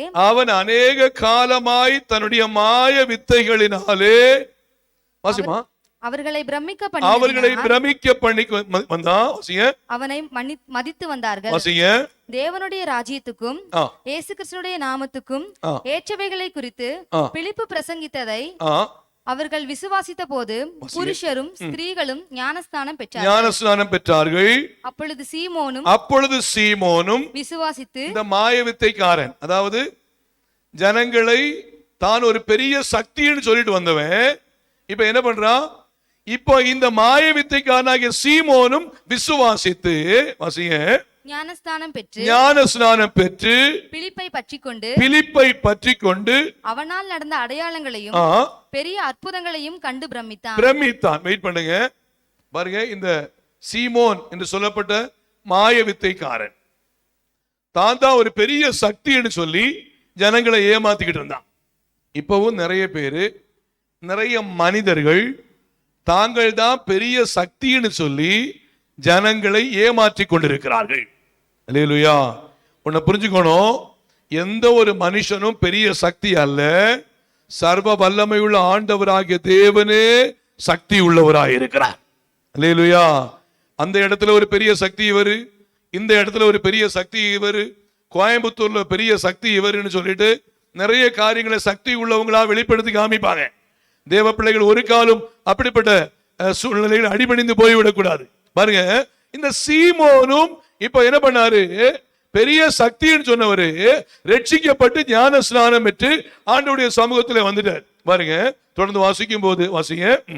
சமாரியர் தேவ வசனத்தை ஏற்றுக்கொண்டதை எருசலேமில் உள்ள அப்போஸ்தலர்கள் கேள்விப்பட்டு பேதுருவையும் யோவானையும் அவரிடத்திற்கு அனுப்பினார்கள். வெயிட் பண்ணி, நான் சுருக்கமா சொல்றேன். பேதுருவும் யோவானும் இங்க வந்த உடனே, சமாரிய தேசத்துல வந்த உடனே, பேதுருவும் யோவானும் இவங்க பாக்குறாங்க, அபிஷேகம் பெறாம ஜனங்கள் இருக்கிறாங்களே அப்படி சொல்லிட்டு எல்லார் மேலையும் தலையில கை வச்சு என்ன பண்றாங்க? ஜோமன ஆரம்பிக்கிறாங்க. ஜோமன ஆரம்பிக்கும் போது பரிசுத்த ஆவியானவர் வல்லமையாய் இவரிடத்துல பொழிய ஆரம்பித்தார். இதை யாரு பாக்குறா? தான் ஒரு பெரிய சக்தின்னு சொல்லிட்டு நினைச்ச மனுஷன் இப்போ பேதுருவும் யோவான் வந்து தலையில கை வச்சு ஜெபிக்கும் போது பரிசுத்த ஆவியான ஊற்றப்படுகிறதை கண்ட உடனே இவரு தான் பெரிய சக்தின்னு சொல்லி இருந்த மனுஷன் இப்ப ரட்சிக்கப்பட்டிருக்காரு, ஞானஸ்நானம் எடுத்திருக்காரு, பிலிப்போடு இருக்கிறார். பிலிப்போடு இருக்குன்னு சொன்னா சபையோடு கூட இருக்கிறார். ஆனா ஒழுங்கா குணப்படவே இல்லை. நிறைய பேரு ரட்சிக்கப்பட்டேன்னு சொல்லுவாங்க, ஞானஸ்நானம் எடுத்தேன்னு சொல்லுவாங்க, நல்ல என்ன சபையிலே ரொம்ப ஐக்கியமா இருப்பாங்க. ஆனா ஒழுங்கா ரட்சிப்பின் அனுபவத்துக்குள்ள இருக்க மாட்டாங்க. இப்ப இந்த மனுஷன் என்ன பண்றாரு பாருங்க, வாசிங்க 18ஆம் வசனம் முதல் வாசிங்க. அவர்கள் மேல் கைகளை வைத்தார்கள். வாசிங்க, சீக்கிரம் வாசிமா. அப்பொழுது அவர்கள் பரிசுத்த ஆவியை பெற்றார்கள். அப்போஸ்தலர் தங்கள் கைகளை அவர்கள் மேல் வைத்ததினால் பரிசுத்த ஆவி தந்தருளப்படுகிறதை சீமோன் கண்டபோது, இந்த பெரிய சக்தி என்கிறதான சீமோன் கண்டபோது அவர்களிடத்தில் பணத்தை கொண்டு வந்து நான் எவன் மேல் என் கைகளை வைக்கிறேனோ அவன் பரிசுத்த ஆவியை பெறத்தக்கதாக எனக்கும் இந்த அதிகாரத்தை கொடுக்க வேண்டும் என்றான். பேதுரு அவனை நோக்கி தேவனுடைய வரத்தை பணத்தினாலே சம்பாதிக்கலாம் என்று நீ நினைத்தபடியினால் உன் பணம் உன்னோட கூட நாசமாய் போக கடவது. அல்லேலூயா. உண்மையான ரட்சிப்பின் அனுபவம் இல்லாம இப்ப இவர் நினைக்கிறாரு, கொஞ்சம் பணத்தை கொண்டு போய் யார்கிட்ட? பேதுரு கையில கொடுத்தா, இப்போ பேதுரு பணத்தை வாங்கிட்டு சரிப்பா நீயும் கைய வச்சா உனக்கு இந்த அபிஷேகம் கிடைக்கும் சொல்லுவாருன்னு சொல்லிட்டு இவர் நினைச்சாரு. பாருங்க, ஊழியத்திற்கு பணம் தேவைதான், இல்லைன்னு சொல்லல. ஆனா வரத்தை பணத்தினாலே சம்பாதிக்கும்படியாய் வரம் கொடுக்கப்படவில்லை. யார் கர்த்தருக்கு பயப்படுகிறார்களோ, யார் கர்த்தரை அறிகிற அறிவிலே நிரப்பப்படுகிறார்களோ அவர்களுக்கு தேவன் தம்முடைய வரத்தை கர்த்தர் கொடுக்கிறவராய் இருக்கிறார். அல்லேலூயா. நான் என்ன சொல்லி வரேன்னா, இவருக்குள்ள உண்மையான ரட்சிப்பு இல்லை, உண்மையான மனம் திரும்புதல் இல்லாததுனால இப்ப என்ன பண்றாருன்னா, தேவ சமூகத்தில் தன்னுடைய சம்பாத்தியத்தை தொடங்கிடலான்னு சொல்லி அவர் முயற்சி பண்ண பார்த்தாரு. அடுத்த வசனம் வாசிங்க. அடுத்த வசனம். உன் இருதயம் தேவனுக்கு முன்பாய் செம்மையா இராதபடியினால் இந்த விஷயத்தில் உனக்கு பங்கும் இல்லை பாகவும் இல்லை. ஆகையால் நீ உன் துர்க்குணத்தை விட்டு மனம் திரும்பி உன் தேவனை நோக்கி வேண்டிக்கொள். ஒருவேளை உன் இருதயத்தின் எண்ணம் உனக்கு மன்னிக்கப்படலாம். 23 வசனம் பாருங்க. நீ கசப்பான பிச்சிலோ பாவ கட்டிலோ அகப்பட்டிருக்கிறாய் என்பதை காண்கிறேன் என்று சொல்லி பேதுரு சொல்றாரு. அல்லேலூயா. ரட்சிக்கப்பட்டது உண்மைதான், ஞானஸ்நானம் எடுத்தது உண்மைதான். ஆனா இருதயம் என்ன இல்லை, சரியில்லை. சொல்றாரு, நீ கசப்பான பிச்சிலும் பாவ கட்டிலும் எப்படி இருக்க, நீ அகப்பட்டு இருக்கிற. சபைக்கு வர தேவ பிள்ளைகள் ரட்சிக்கப்பட்டு மனம் திரும்பின பிறகு ஞானஸ்நானம் எடுத்த பிறகு உலகத்தோட கூட ஒத்த வேஷம் தரிக்காம கசப்பான பிச்சு பாவ கட்டு நமக்குள்ள இல்லாம நம்மை பரிசுத்தமாய் காத்து கொள்ள வேண்டியது நம்முடைய பொறுப்பு. அல்லேலூயா, அல்லேலூயா. கசப்பான பிச்சுன்னா என்னது? கசப்பான பிச்சுன்னா என்னது? கசப்பான காரியங்கள், மற்றவங்களை குறித்து கசப்பா பேசுறது, மற்றவங்களை குறித்து கசப்பா சிந்திக்கிறது, கசப்பா வச்சிருக்கிறது. பாத்தீங்கன்னா இந்த கசப்பை நம்ம இருதயத்தை விட்டு மாத்திரணும். ஆண்டோடைய பிள்ளைங்க பாருங்க, இப்படி ஒரு ரட்சிப்பின் அனுபவத்துல ஒரு மனுஷன் வந்துட்டா அவங்க வாழ்க்கையில கர்த்தரை அறிகிற அறிவிலே அவங்க வளருவாங்க. இரண்டாவதாக பார்க்கும்போது வாசிங்க, தொடர்ந்து பார்க்கும்போது இரண்டாவதாக பார்க்கும்போது சபைக்கு கடந்து வர தேவனை பற்றிய வெளிப்பாடு நமக்கு தேவை. முதல்ல ரட்சிக்கப்படுறதுக்கு என்ன வேணும்? நமக்கு தேவனை பற்றிய வெளிப்பாடு நமக்கு தேவை. இரண்டாவது, சபைக்கு கடந்து வரணும்னு சொன்னா கர்த்தரை பற்றிய வெளிப்பாடு தேவை. நமக்கு சபை ஆராதனை எத்தனை மணிக்கு சொல்லுங்க? எத்தனை மணிக்கு? ஃபர்ஸ்ட் சர்வீஸ் எத்தனை மணிக்கு? காலைல 7 மணிக்கு. அப்படின்னா நம்ம எத்தனை மணிக்கு சர்ச்சுக்கு வரோம்? பாஸ்டர் மறுபடியும் தொடங்கிட்டாரியா? அப்படிதானே? எத்தனை மணிக்கு சபைக்கு வரோம்? உண்மையாய் தேவனை அறிகிற அறிவில் வளர்ந்தவர்கள் சபை ஆராதனை 7 மணின்னா 6:45 தேவ சமூகத்தில் வந்து தன்னை தேவனுக்கு முன்பாய் பரிசுத்தமாய் காத்துக் கொள்வார்கள். அல்லேலூயா. நீங்க எல்லாரும் சிலர் பார்த்தீங்கன்னா வேன்ல வர்றதுனால கொஞ்சம் லேட் ஆகும், ஒரு சிலருக்கு சில சூழ்நிலைகள் இருக்கலாம். ஆனால் நான் கற்றுக் கொடுக்கிற ஒரு காரியம் என்னன்னா, கர்த்தருக்கு நாம் எவ்வளவு முன்னுரிமை கொடுக்கிறோமோ அந்த அளவுக்கு நாம் முன்னுரிமை கொடுக்கிறதுக்கு அளவுக்கு கர்த்தர் நம்மை ஆசீர்வதிக்கிறவராய் இருப்பார். அல்லேலூயா.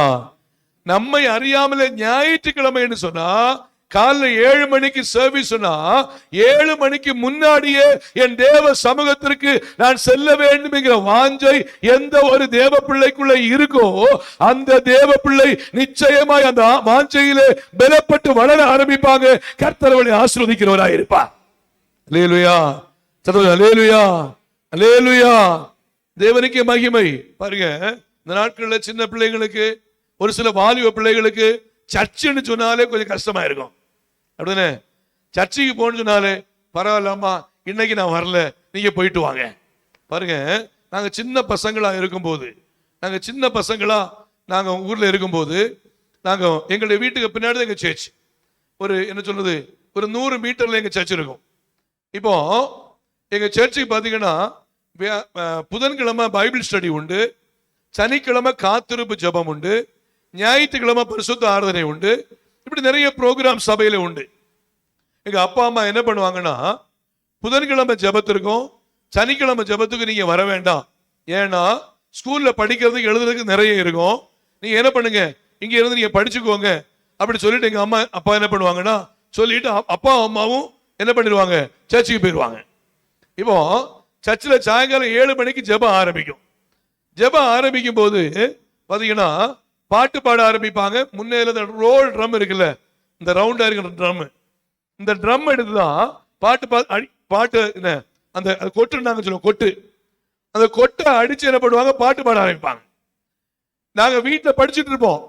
அதாவது புதன்கிழமை சாயங்காலம் 7 மணிக்கு வீட்டுல படிச்சுட்டு இருப்போம்.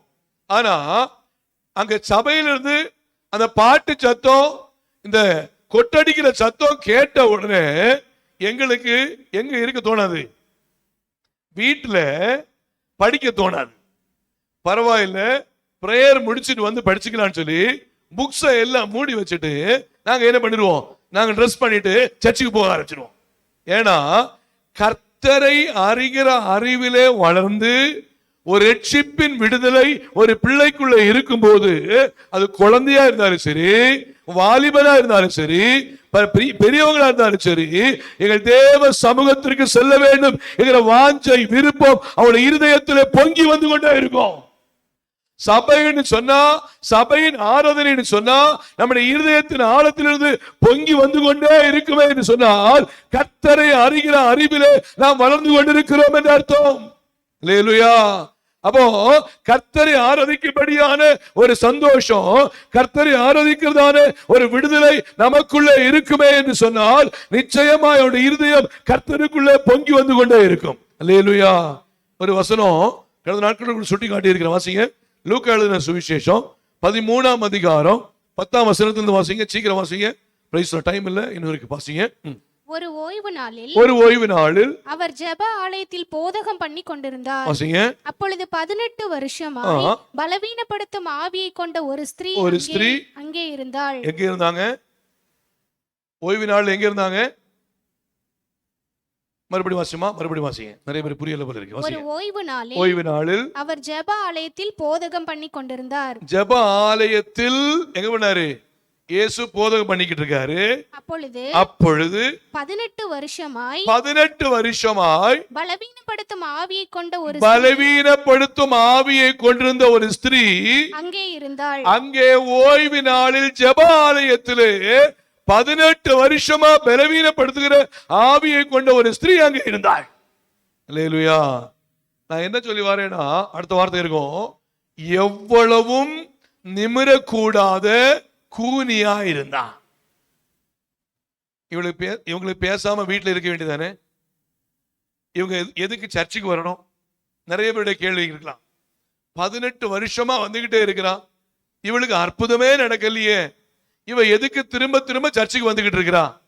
பாருங்க, நிச்சயமாய் என் தேவன் ஒரு நாள் அற்புதம் செய்வார் என்று சொல்லி சபைக்கு தாகத்தோடு கடந்து வருகிறாள்.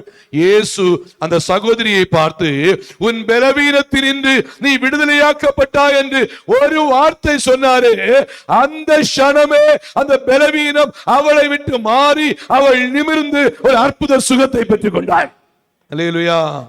எத்தனை பேருடைய வாழ்க்கையில சபையை குறித்த ஒரு வாஞ்சை, சபையை குறித்ததான விருப்பம், சபையை குறித்த ஒரு சந்தோஷமான காரியம் நமக்குள்ள இருக்கிறது என்பதை பார்க்கணும். பாருங்க, சபையை குறித்துள்ளதான சந்தோஷமான ஒரு காரியம் ஒரு மனுஷனுக்குள்ள இருக்குன்னு சொன்னா அவங்க பொய் பேச மாட்டாங்க, தேவ சமூகத்துல பொய் பேச மாட்டாங்க. பாருங்க, நான் என்ன சொல்லி வரேன்னா, தேவனை குறித்துள்ள வெளிப்பாடு, தேவ பிள்ளைகளை குறித்துள்ள ஒரு வெளிப்பாடு நமக்கு மிகவும் அவசியமா இருக்கு. வாசிங்க. Price the Lord. அப்போஸ்தலர் நடபடிகளின் புத்தகம் 5ஆம் அதிகாரம் 1ஆம் வசனத்திலிருந்து வாசிங்க. அப்போஸ்தலர் 5ஆம் அதிகாரம் 1 சீக்கிரம் வாசிங்க. அனனியா என்னும் பெயருள்ள ஒருவனோ அவனுடைய மனைவியாகிய சப்பீராளோ தங்கள் காணியாட்சிகளை விற்றார்கள். தன் மனைவி அறிய அவன் கிரயத்திலே ஒரு பங்கை வஞ்சித்து வைத்து ஒரு பங்கை கொண்டு வந்து அப்போஸ்தலருடைய பாதத்திலே வைத்தான். இப்போ அந்த நாட்களிலே அப்போஸ்தலருடைய நீதி என்ன அப்படின்னா, விஷயம் என்னன்னா, அவர்கள் நிலத்தை விற்று விட்டார்கள் சொன்னா, கிரயம் முழுவதும் எங்க கொண்டு வைக்கணும்? அப்போஸ்தலருடைய பாதத்துல கொண்டு வைக்கணும். அப்போஸ்தலருடைய பாதத்துல கொண்டு வந்து வச்சுட்டு என்ன பண்ண, எல்லாவற்றையும் எல்லாரும் பொதுவா என்ன பண்ணாங்க? அனுபவிச்சாங்க. இப்படிதான் அந்த நாட்கள்ல நீதி இருந்துச்சு. அனனியாவும் சப்பீராலும் நிலத்தை வித்தாங்க. வித்துட்டு நிலத்தின் கிரயத்தில் ஒரு பங்கை என்ன பண்ணாங்கன்னா, 2 பேரு கணவன் மனைவி சேர்ந்து ஒளிச்சு வச்சுக்கிட்டு இன்னொரு பங்கை எங்க கொண்டு வந்தாங்க? அப்போஸ்தலருடைய பாதத்திலே கொண்டு வந்தாங்க. பாருங்க, தேவ பிள்ளைகள் வெளிப்பாடு உள்ளவர்கள். அல்லேலூயா. இப்ப அனனியா கொண்டு வந்து நிலத்தின் கிரயத்தின் ஒரு பங்கை கொண்டு சபையில கொண்டு வைக்கும் போது, இப்போ பேதுருட்ட யாரும் சொல்லி கொடுக்கவே இல்லை. பாருங்க, வாசிங்க, தொடர்ந்து வாசிங்க. பேதுரு அவனை நோக்கி அனனியாவே, நிலத்தின் கிரயத்தில் ஒரு பங்கை வஞ்சித்து வைத்து பரிசுத்த ஆவியினிடத்தில் பொய் சொல்லும்படி சாத்தான் உன் இருதயத்தை நிரப்பினது என்ன? அது விற்கும் முன்னே அது உன்னுடையதா இருக்கவில்லையோ? அல்லேலூயா. சபையில என்ன சொல்றாங்க? பொய் பேசுறாங்க, பொய் சொல்றாங்க. பாருங்க, இப்ப இந்த நிலத்தின் ஒரு பங்கை வஞ்சிச்சு ஒரு பங்கை தான் கொண்டு வச்சாங்கன்னு சொல்லி பேதுருவிட்ட சொல்லி கொடுத்தது யாரு? 2 பேரு தான் தெரியும். யாருக்கு? அனனியாவுக்கும் சப்பீராளுக்கு மாத்திரம் தான் தெரியும். இந்த சீக்ரெட் விஷயம் யாருக்குமே தெரியாது. ஆனா பரிசுத்த ஆவியானவர் சகலத்தையும் கவனிக்கிறவராயிருக்கிறார். அல்லேலூயா. இப்போ பரிசுத்த ஆவியானவர் யார்கிட்ட சொல்லி கொடுத்தாரு? பேதுருவிட்ட சொல்லி கொடுத்தாரு. பாருங்க, அநேக நேரங்களில் நம்ம செய்யற விஷயம், நம்ம பண்ற விஷயம் யாருக்கு தெரியல? ஊழியக்காரருக்கு தெரியல, இல்ல இவங்களுக்கு தெரியல, இல்ல அப்பா அம்மாவுக்கு தெரியல, இவங்களுக்கு கணவனுக்கு தெரியல, மனைவிக்கு தெரியலன்னு சொல்லி அநேக காரியங்களை நமக்குள்ளே சில நேரங்களிலே மறைத்து வைக்கிறவளா இருக்கலாம். ஒன்றை புரிந்து கொள்ளுங்க, ஜெபிக்கிற ஒரு தேவ பிள்ளைக்கு கர்த்தர் வெளிப்பாட்டை கொடுப்பார். வெளிப்பாட்டை பெற்ற தேவ பிள்ளைகள் நிச்சயமாய் அவர்களுக்கு வெளிப்பாடை கர்த்தர் கொடுக்கும் போது அந்த வெளிப்பாடு அவர்களுடைய வாழ்க்கையில வெளிப்படும் போது தவறான காரியங்கள், பாவமான காரியங்களை கர்த்தர் வெளிப்படுத்துகிறவராய் இருக்கிறார். அல்லேலூயா, அல்லேலூயா. ஆண்டவர் சில நேரத்தில் என்கிட்ட வெளிப்படுத்துவார், சில காரியங்கள் வெளிப்படுத்துவார். சில நேரத்தில் சொன்னோம்னா பாருங்க, பாஸ்டர்ட்ட யாரோ என்ன பண்ணாங்க, சில பிரசங்கம் எல்லாம் பண்ணும்போது பாஸ்டர்ட்ட யாரோ விஷயத்தை சொல்லி கொடுத்துருக்காங்க. அதனால பாஸ்டர் என்ன பண்றாரு? இவ்வளவு தாக்குறாரு. யாரும் சொல்லி தர வேண்டிய அவசியமே இல்லை. தேவன் ஒரு ஊழியத்தை ஒரு ஊழியக்காரர் கொடுத்தாருன்னு சொன்னா, ஒரு ஊழியத்தை ஏற்படுத்தினார்னு சொன்னா அதற்குரிய கிருபைகளையும் வரங்களையும் ஆண்டவரே கொடுத்து நடத்துகிறவராய் இருப்பார். அல்லேலூயா. எதுக்காக சொல்றேன்னா, பேதுருவுக்கு இந்த ஊழியத்தை கொடுத்தாருன்னா இந்த அனனியா எப்படி வருவாங்க, சப்பீரால் எப்படி வருவாங்க, இவங்களுடைய சூழ்நிலை எப்படி இருக்குன்னு சொல்லி ஆண்டவர் என்ன பண்ணுவாரு? வெளிப்படுத்தி காண்பிப்பார். இப்ப சொல்லும் போது வாசிமா, தொடர்ந்து வாசிங்க. அதை விற்கும் முன்னே அது உன்னுடையதா இருக்கவில்லையோ? அதை விற்ற பின்பும் அதன் கிரயம் உன் வசத்தில் இருக்கவில்லையோ? நீ உன் இருதயத்திலே இப்படிப்பட்ட எண்ணம் கொண்டது என்ன? நீ மனுஷரிடத்தில் அல்ல, தேவனிடத்தில் பொய் சொன்னாய். அல்லேலூயா. நிறைய பேருக்கு ஆண்டவர் சம்பளம் கொடுப்பாரு, கையில சம்பளம் கொடுப்பாரு. சம்பளம் கொடுத்தா அவனுடைய நோக்கம் என்ன? அதுல 10ல் 1 யாருடையது? கர்த்தருடையது. தசம பாகம் யாருடையது? கர்த்தருடையது. நிறைய பேரு என்ன பண்ணுவாங்கன்னா, எனக்கு சம்பளமே கிடைக்கலன்னு நினைச்சிருப்பாங்க. நிறைய பேரு கொடுக்க வேண்டிய அவசியம் இல்லைன்னு இருப்பாங்க. பாருங்க, தேவனை பற்றிய உண்மையான வெளிப்பாடு ஒரு தேவ பிள்ளைக்குள்ள இருக்கும் போது கர்த்தருடைய சபையிலே, கர்த்தருடைய ஆலயத்திலே, கர்த்தருக்கு கொடுக்கிற காரியத்திலும் உண்மையா இருக்க வேண்டும் என்கிற தாகமும் வாஞ்சையும் அவர்களுக்குள்ள இருந்து கொண்டே இருக்கும். அல்லேலூயா. கர்த்தரை குறித்த உண்மையான வெளிப்பாடு, கர்த்தரை குறித்த உண்மையான அறிவு இல்லாதவர்கள் சிலதை வஞ்சிச்சு வச்சுட்டு, சிலதை ஒதுக்கி வச்சுட்டு, சிலதை தேவையில்லைன்னு சொல்லிட்டு, இது கொடுக்க வேண்டிய அவசியம் இல்லைன்னு சொல்லிட்டு இருப்பாங்க. தேவன் எதை பார்க்கிறார்னு சொன்னா உண்மையை பார்க்கிறவராய் இருக்கிறார். மனுஷன் முகத்தை பார்க்கிறார், தேவனோ இருதயத்தின் ஆழத்தை பார்க்கிறவராய் இருக்கிறார். அப்போனா தேவன் நம்முடைய வாழ்க்கையில உண்மையாய் ஆசீர்வதிக்கணும்னு சொன்னா கர்த்தருடைய அறிவில வளர்ந்த தேவ பிள்ளைகள், கர்த்தரை அறிய வேண்டிய பிரகாரமாய் வளர்ந்தவர்கள் சபைக்கு முன்னுரிமை கொடுக்கணும். சபைக்கு வர்ற முன்னுரிமை கொடுக்கிறது மாத்திரமல்ல, சபைக்கு கொடுக்கிற காரியத்திலும் ஊழியத்திற்கு கொடுக்கிற தியாகத்திலும் நாம் உண்மையாய் இருப்போம் என்றால் அதற்குரிய பிரதிபலனை கர்த்தர் தருகிறவராய் இருப்பார். அல்லேலூயா. இத நான் சபையில் அநேக மக்களுக்கு பார்த்திருக்கிறேன். யார் உண்மையா இருக்கிறார்களோ அவளை படிப்படியாய் கர்த்தர் ஆசீர்வதிக்கிறதை என்னுடைய கண்கள் பார்க்கிறது. ஆண்டவருக்கு மகிமை. உண்மையா கர்த்தருக்காய் கொஞ்சமா இருக்கட்டும் இல்ல அதிகமா இருக்கட்டும், கர்த்தருக்காய் கொடுக்கிற விஷயத்துல நான் உண்மையா இருப்பேன். 1000 ரூபாய் எனக்கு வந்தாலும் சரி, அதுல 100 ரூபாய் கொடுப்பேன். 10,000 வந்துச்சாலும் சரி, அதுல 1000 ரூபாய் கொடுப்பேன்னு சொல்லி உண்மையாய் தனக்கு வருகிற வருமானத்திலே உண்மையாய் கொடுக்கிற பிள்ளைகளை நான் பார்க்கிறேன். அவருடைய வாழ்க்கையில நிறைவான ஆசீர்வாதத்தை கர்த்தர் கொடுக்கிறவராய் இருக்கிறார். அல்லேலூயா. நான் மறுபடியும் சொல்றேன், இந்த வெளிப்பாடு நமக்கு தேவை. இந்த வெளிப்பாடு நமக்கு தேவை. இந்த வெளிப்பாடு இல்லாதனாலதான் சிலருக்கு கர்த்தருக்கு கொடுக்கவே முடியல. இந்த வெளிப்பாடு இல்லாதனாலதான் அந்த ஆசீர்வாதத்தை நம்மால சுதந்திரித்துக் கொள்ள முடியல. பாருங்க, கர்த்தரை அறிகிற அறிவில தேவனை பற்றிய வெளிப்பாடு, சபையை குறித்த ஒரு வெளிப்பாடு நமக்குள்ளே நிறைவாய் வரும்போது நாம் கர்த்தருக்கு உண்மையா இருப்போம், சபைக்கு உண்மையா இருப்போம். கர்த்தர் இதன் நிமித்தமாய் நம்மை ஆசீர்வதிக்கிறவராய் இருப்பார். அல்லேலூயா, அல்லேலூயா.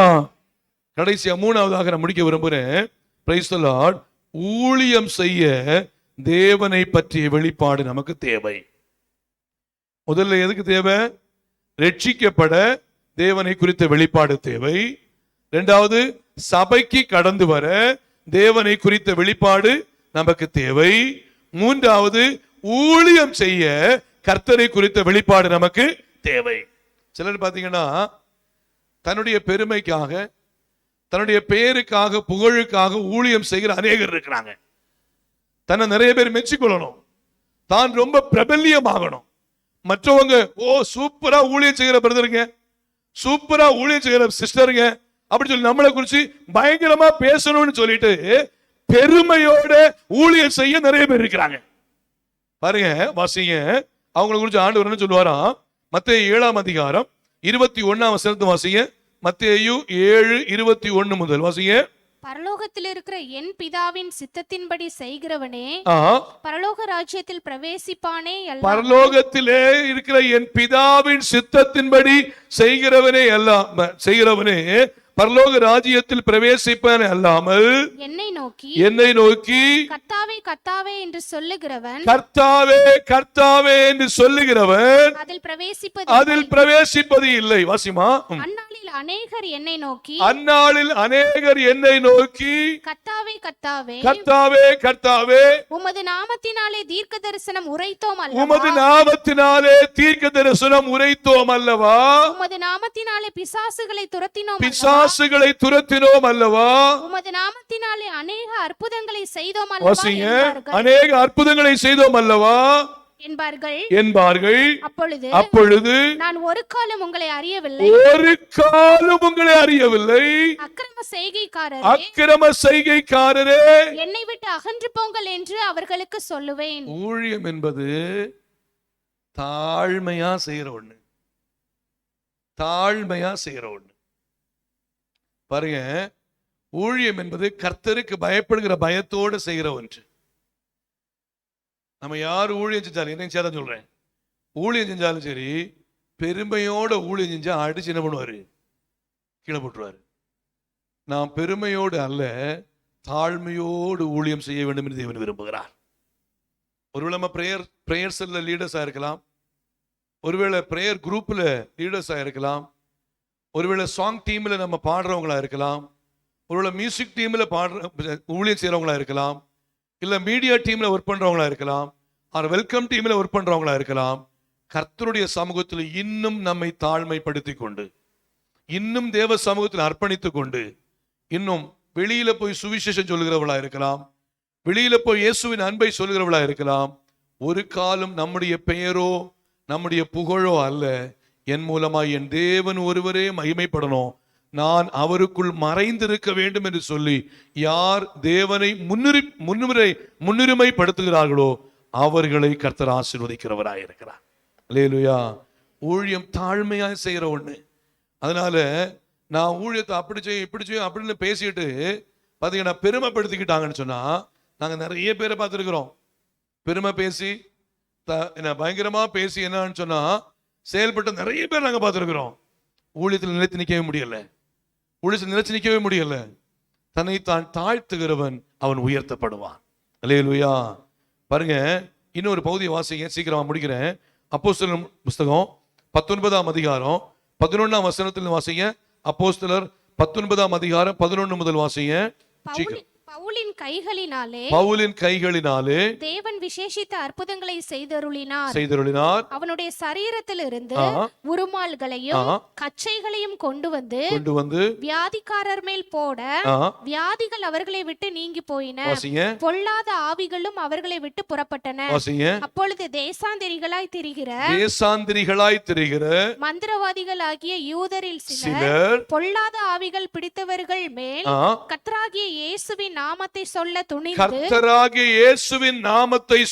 துணிந்து பவுல் பிரசங்கிக்கிற இயேசுவின் பேரில் ஆணையிட்டு உங்களுக்கு கட்டளையிடுகிறோம் என்றார்கள்.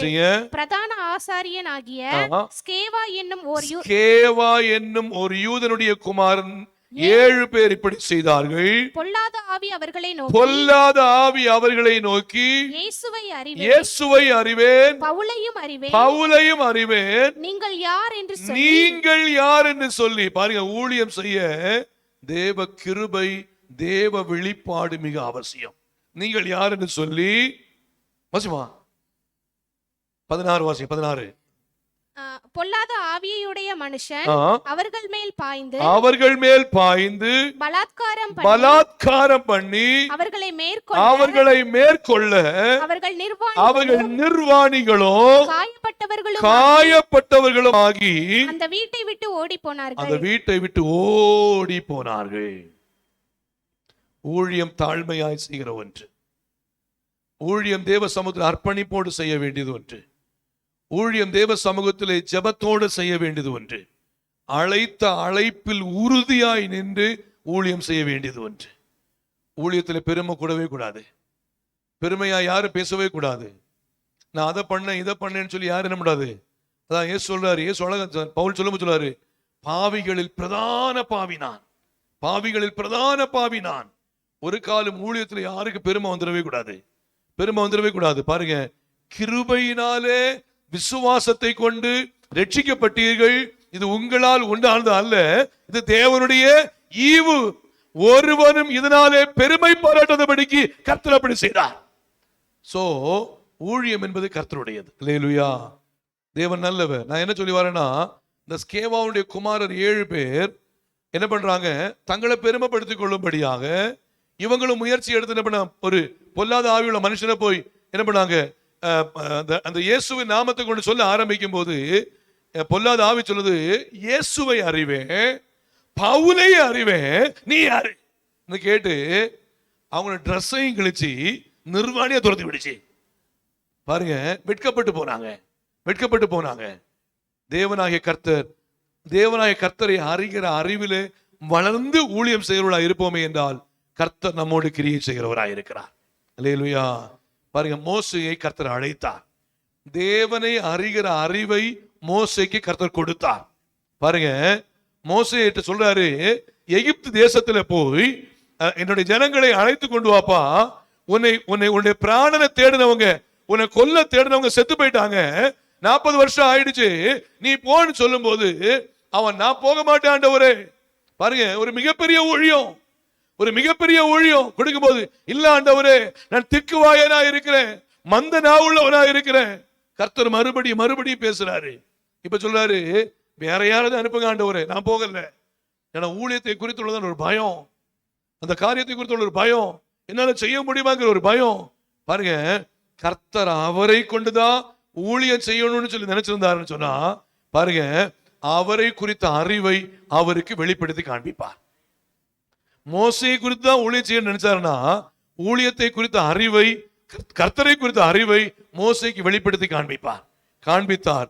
மோசே சென்றார், இஸ்ரவேல் ஜனங்களை தெரிந்து கொண்டார். அங்கே எகிப்திலே ஜனங்களை வேறுபடுத்தி கொண்டு வந்து கானான் தேசத்திற்கு வழிநடத்தும்படியாய் கர்த்தர் மோசையை கொண்டு வழிநடத்தினவராயிருந்தார். அல்லேலூயா. எரேமியா பார்த்த ஒரே ஒரு வசனத்தை மட்டும் வாசிச்சு முடிக்கிறேன். எரேமியாவின் புஸ்தகம் 1ஆம் அதிகாரம் 5, 6, 7, 8 அதை மட்டும் வாசிங்க, நான் முடிக்கிறேன். எரேமியாவின் புஸ்தகம் 1ஆம் அதிகாரம் 5, 6, 7, 8 வாசிமா.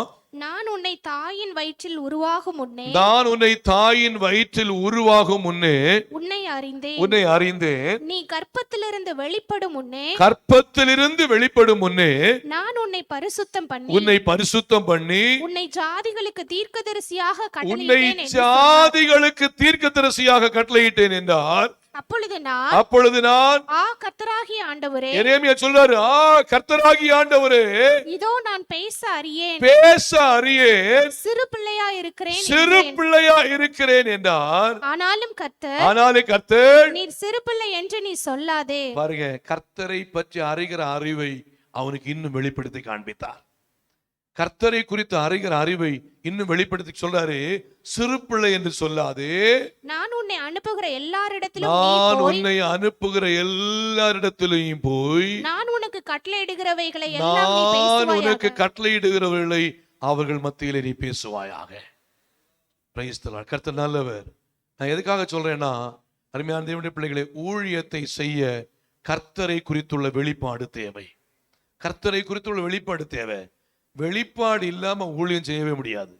அழைப்பு இல்லாம ஊழியம் செய்யவே முடியாது. ஆண்டவர் என்ன இந்த இடத்துல ஒரு ஊழியத்தின் பாதையில் நிறுத்தி இருக்கிறான்னு சொன்னா, ஒரு அழைப்போட, ஒரு தெரிந்து கொள்ளுதலோட தான் கர்த்தர் இங்க கொண்டு நிறுத்தி இருக்காரு. நான் உண்மையாக நான் விசுவாசிக்கிறேன். பாருங்க, அதனாலதான் இந்த இடத்துல ஊழியத்துல இவ்வளவு காலகட்டமாய் கர்த்தருக்குள் நிலைநிற்க கர்த்தர் உதவி செய்கிறவராய் இருக்கிறார். அதனால கர்த்தருக்கு மகிமை உண்டாகட்டும். எத்தனையோ போராட்டங்கள், எத்தனையோ சூழ்நிலைகள், எத்தனையோ பிரச்சனைகள், எத்தனையோ சூழ்நிலைகளை தாண்டிதான் நிக்கிறோம். ஆனா கர்த்தர் தோற்க பண்ணல, அவர் வெற்றியின் பாதையிலே கொண்டு செல்கிறார்.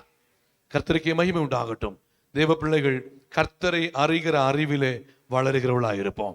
கர்த்தரை பற்றிய வெளிப்பாடு நமக்குள்ள இன்னும் அதிகமாய் வரட்டும். நாம் அதிகமாய் ஜெபிப்போம். ஜெபிக்கிற தேவ பிள்ளைகளுக்கு வெளிப்பாடு உண்டு. உண்மையுள்ள தேவ பிள்ளைகளுக்கு வெளிப்பாடு உண்டு. பரிசுத்தம் உள்ள தேவ பிள்ளைகளுக்கு வெளிப்பாடு உண்டு. கண்களை மூடுவோமா? ஆண்டவருடைய சமூகத்தில் ஜெபிப்போம். எல்லாரும் ஜெபித்து ஆண்டவருடைய சமூகத்தில் ஒப்பு கொடுப்போம். ஆண்டவரே, எனக்கு அந்த வெளிப்பாட்டை தாங்கப்பா. இந்த வெளிப்பாட்டில் நான் குறை உள்ளவனா இருப்பேன்னா, ஆண்டவரே, உம்மை பற்றிய அறிவு, உம்மை பற்றிய வெளிப்பாடு எனக்குள்ள உண்டாகட்டும். ஆண்டவரே, உம்மை பற்றிய அறிவு எனக்குள்ளே உண்டாகட்டும் ஐயா. உம்மை பற்றிய வெளிப்பாடு எனக்குள்ளே உண்டாகட்டும். ஆண்டவரே, நீங்க எனக்கு உதவி செய்யன்னு கேட்போமா? சொல்லுவோமா? ஜெபிப்போம். அருமையான தேவனுடைய பிள்ளைகளே, கர்த்தரை பற்றி அறிகிற அறிவிலே வளரும்படியாய் தேவன் நமக்கு உதவி செய்கிறவராய் இருக்கிறார். Price the Lord. ரட்சிப்பிலே வளர நமக்கு கர்த்தரை பற்றிய வெளிப்பாடு நமக்கு அவசியம். சபைக்கு கடந்து வர கர்த்தரை பற்றிய வெளிப்பாடு நமக்கு அவசியம். Praise the Lord. ஊழியம் செய்ய கர்த்தரை பற்றிய வெளிப்பாடு நமக்கு அவசியம். Praise the Lord. ஹல்லேலூயா. தேவனை அறிகிற அறிவிலே, தேவனை அறிகிற வெளிப்பாடிலே வளர நம்மை தேவனுக்கு முன்பாய் அர்ப்பணிப்போம். ஆண்டவரே, உம்மை அறிகிற அறிவிலே நான் ஒரு குறை உள்ளவனா இருக்கிறேன் என்று சொன்னால் இந்த வேளையில் ஒப்பு கொடுங்க. உம்மை அறிகிற அறிவிலே நான் வளர வேண்டும் ஆண்டவரே. உம்மை அறிகிற அறிவிலே நான் வளர வேண்டும் ஆண்டவரே. எனக்கு நீங்க உதவி செய்யப்பா. என்னை நீங்க உதவி செய்ய ஆண்டவரே. ஆண்டவரே, உலகத்திற்கு நேராய் அல்ல, உம்மை அறிகிற அறிவிலே வளர எனக்கு உதவி செய்யன்னு சொல்லி தேவ சமூகத்திலே தாழ்த்துவோம், சமர்ப்பிப்போம். மகா கிருபையும் இரக்கமும் வல்லமையும் நிறைந்த எங்கள் அன்பின் பரலோக பிதாவே, இந்த வேளையில் உம்முடைய பரிசுத்த நாமத்தை நாங்கள் உயர்த்துகிறோம் கர்த்தாவே. உம்மை அறிகிற அறிவிலே நாங்கள் இன்னும் அதிகமாய் வளர எங்களுக்கு உதவி செய்ய ஆண்டவரே. Praise the Lord. ஹல்லேலூயா. பேதுருவை பார்த்து மாம்சமும் இரத்தமும் இதை சொல்லல, பரலோகத்தின் தேவன் இதை வெளிப்படுத்தினார் என்று சொல்லி ஆண்டவராகிய தேவன் பேதுருவை பார்த்து சொன்னீரே, அதே போல ஆண்டவரே, உம்மை பற்றி அறிகிற அறிவிலே, உம்மை பற்றி வெளிப்படுகிற வெளிப்பாட்டிலே நாங்கள் வளரும்படியாய் கர்த்தர் எங்களுக்கு உதவி செய்யும்படியாய் தாழ்த்தி ஒப்புக் கொடுக்கிறோம் அப்பா. ரட்சிப்பிலே ஆண்டவரே ஸ்தோத்திரம். ஆண்டவர் ஒவ்வொருவருக்கும் உம்மை பற்றி அறிகிற அறிவிலே வளர உதவி செய்வீராக. சபைக்கு கடந்து வருகிற காரியத்திலே கர்த்தர் வெளிப்படுத்தி உம்மை பற்றி அறிகிற அறிவிலே வளர உதவி செய்யப்பா. உம்முடைய ஊழியத்திலே உம்மை பற்றி அறிகிற அறிவிலே வளர கர்த்தர் உதவி செய்வீராக ஆண்டவரே. கர்த்தாவே, யாரு பெருமையோடு அல்ல, யாரு சுயத்தோடு அல்ல, உம்முடைய சுத்தத்தை செய்யும்படியாய் ஒவ்வொருவருக்கும் நீங்க உதவி செய்ய முற்றிலுமாய் தாழ்த்தி ஒப்பு கொடுக்கிறோம். வந்திருக்கிற எல்லாரையும் ஆசீர்வதிங்க. கேட்ட வார்த்தையின்படி தங்களை இன்னும் அதிகமாய் பரிசுத்தப்படுத்திக் கொண்டு கர்த்தரை அறிகிற அறிவிலே ஒவ்வொருவரும் வளர வாழ ஆண்டவர் உதவி செய்ய முற்றிலுமாய் தாழ்த்தி ஒப்பு கொடுக்கிறோம் ஆண்டவரே. தேவன் செய்கிற மகத்துவங்களுக்காய் நன்றி. தொடர்ந்து 2வது ஆராதனை ஆசீர்வதிங்க. சாயங்காலம் இருக்கிற ஹிந்தி ஆராதனை ஆசீர்வதித்தாங்க. பெரிய காரியங்களை செய்யுங்க. சபையின் குடும்பங்கள் ஒவ்வொரு ஆசீர்வதிக்கிறேன் அப்பா. இந்த வாரம் முழுவதும் தேவ சமாதானம் ஒவ்வொரு குடும்பத்தோடு இருக்கட்டும். தேவைகள் சந்திக்கப்பட்டும் அப்பா. ஒவ்வொரு குடும்பத்தை கர்த்தர் அபரிவிதமாய் ஆசீர்வதிப்பீராக ஆண்டவரே. தேவ நாம மகிமைப்படட்டும் ஐயா.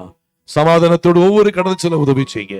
இயேசு கிறிஸ்துவின் நாமத்தில் கேட்கிறோம் நல்ல பிதாவே, ஆமென். எல்லாரும் சேர்ந்து சொல்லுவோமா? என் ஆத்துமாவே கர்த்தரை ஸ்தோத்திரி, அவர் செய்த சகல உபகாரங்களையும் மறவாதே.